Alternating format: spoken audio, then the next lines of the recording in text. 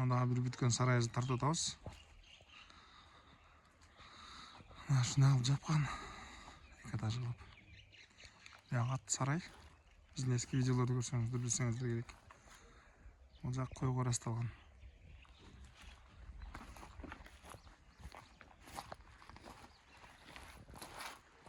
Жаңа құрлары. Жаңа ортодокс стойкалары.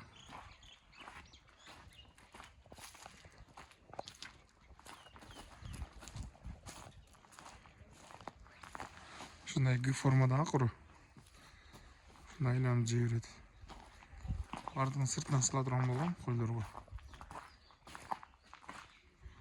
Ақыр үш тараптан айланады.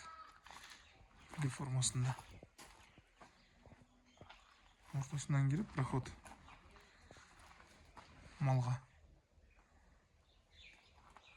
құр. Шыны алып жауышқан. Бұны брус профильдерменен арматуралармен қарматып шыққан полный. Жақсы ұсталар қалған, кемтіріп қалған. Бұл жері жемхана болған. Қазір башқа нәрселер тұрады. Бұл жер аттың местасы. Мына жақ ақорға. Бұл жақ арқасынан екінші комнатасы. Бұл жақтан артады. Бұл жақ сырттан.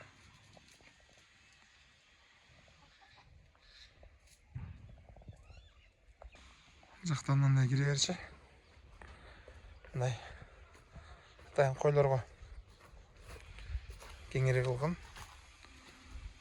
Жақтан ортасынан стойкалары. Бұл шол біздің қырдауыздың немесіменен проектісімен болған. Шындай олып салып беріледіген, біз жоғырап салып бергенбіз.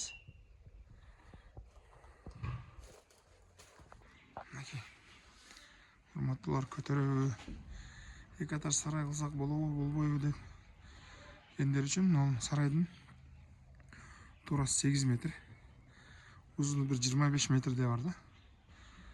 Шындағы шлепкалар қағылып, көң жейіл тұрады. Рамка, отын, кругляк, чөп пресс. Шындағы қосаңар болады. Нар жақта да қошыналар. Біздің айылда большевик деген айылда. Қошынамағында қоттым шына сарай.